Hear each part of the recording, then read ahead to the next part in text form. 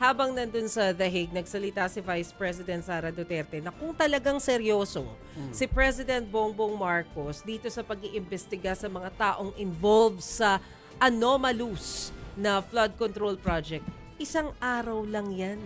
Tapos agad yung investigasyon na yan. Grabe Yung komento na yan ni VP Sara, yung binigyan ng reaksyon ni Palace Press Officer Undersecretary Claire Castro. Kasi sabi niya, kalokohan.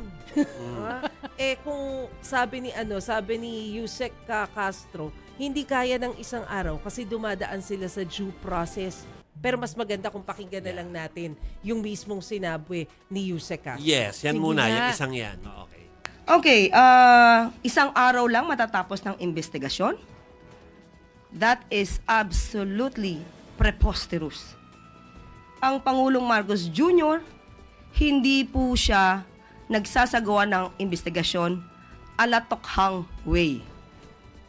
Nirerespeto ng Pangulo ang due process, nirerespeto ng Pangulo ang human rights.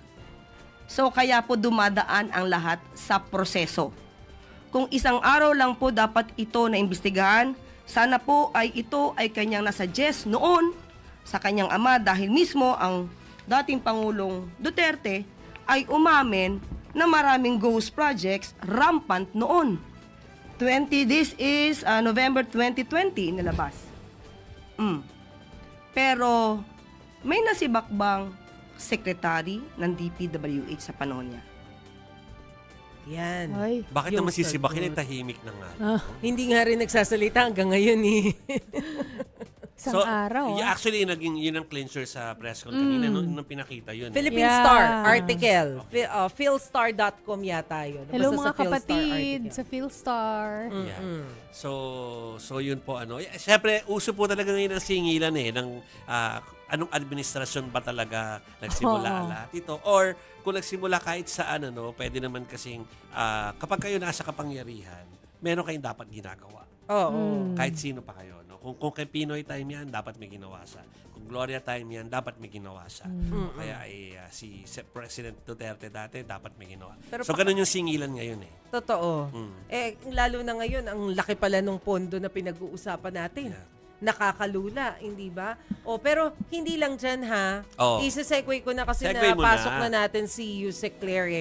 Hindi lang siya kay VP Sara nagbigay ng komento. Kasi kung matatandaan ninyo kahapon, di ba? Hindi lang naman basta kumanta hindi pala kumanta. Hindi ko kayang tanggapin Okay. si Senator Amy Marcos. Meron din kasing sinabi si Senadora na haharangin niya kapag si Justice Secretary Crispin Remulla yung itinalaga bilang ombudsman. Kasi obviously, ang sabi po dito ni Senator Amy, ang gagawin lang naman ni Secretary Remulla pag siyang naging ombudsman, habulin itong si Vice President Sara Duterte, sampahan ng kaso bago mag-2028 elections. So kumbaga, tatargetin nyo lang si VP Sara. So may tugon din dyan si Yusek Castro nang hinga ng reaksyon kanina. Ito po yung sinabi ni Yusek Castro.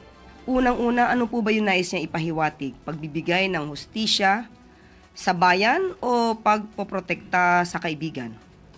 Ang nais niya po bang maging ombudsman ay hindi man lang kakantiin o sasampahan ng kaso kung mayroong dapat na sampahan? Ang mga Duterte, ang mga kaibigan ng mga Duterte, allies ng mga Duterte. Hindi pa po ba mas nararapat po na maging independent ang magiging ombudsman dahil independent constitutional body naman ito at kinakailangan na magsampa ng kaso kung nararapat.